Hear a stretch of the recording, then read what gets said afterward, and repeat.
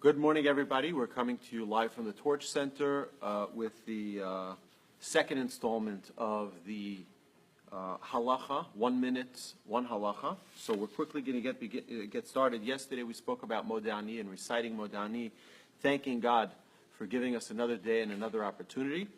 Today we're going to talk about washing our hands, Nitilat Yadayim, of the morning, upon arising.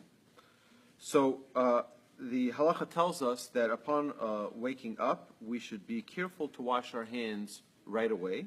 Children should also observe the washing of the hands. And we have to be careful not to touch any food before we wash our hands. Our hands are rendered unclean, and we'll see in a minute why. And we should not touch any of our bodily orifices, such as our mouth, our eyes, our nose, and our ears, before performing Nitilat Yadayim. We're going to talk about the reasons in 1 minute, but just technical, practical, how to wash our hands. So we should fill a utensil. You could take like a regular cup. Should be a clean cup. You fill it up with water and you put it on your left hand so that your left hand can wash your right hand first. So you always start with the right hand in everything. We always serve the right before we serve the left. And except for tying our shoes, which we'll see in a few days.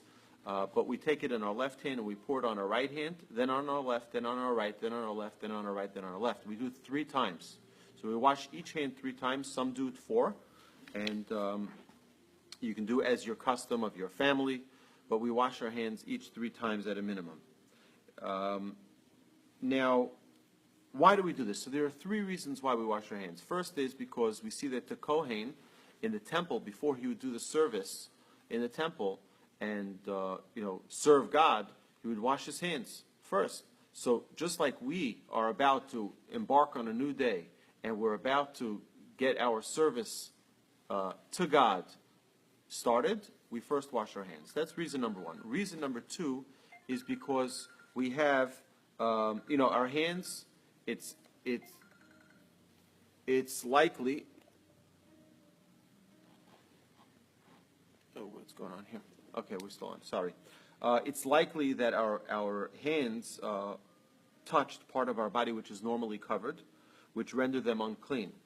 And in such a case, one is required to wash their hands before praying or doing anything else with our hands. So what we do is we wash our hands right when we wake up. There's one more reason, is like we mentioned many times, is that sleep is the 60th of death. When we go to sleep, the Talmud tells us that it's a 60th of death because we have a limited level of consciousness, and we have a limited level of our soul that still stays within us, obviously, to keep us alive.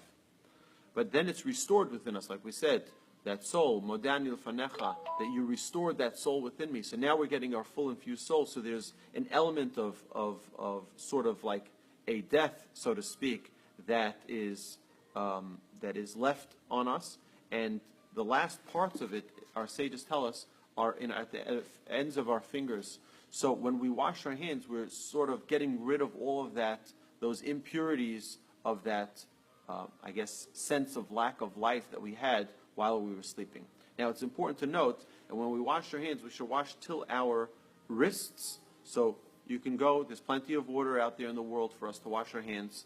We'll talk another time what happens if you don't have water, if you're in a location where there's no water, or if all there is there's snow, can you use any of that? But the main idea is that when we wake up, as soon as we get up, we should wash our hands. It should be the first thing we do before touching any parts of our body or doing anything else, and for sure before touching food. Have a terrific day. Thank you for joining us for 1 minute, 1 halacha.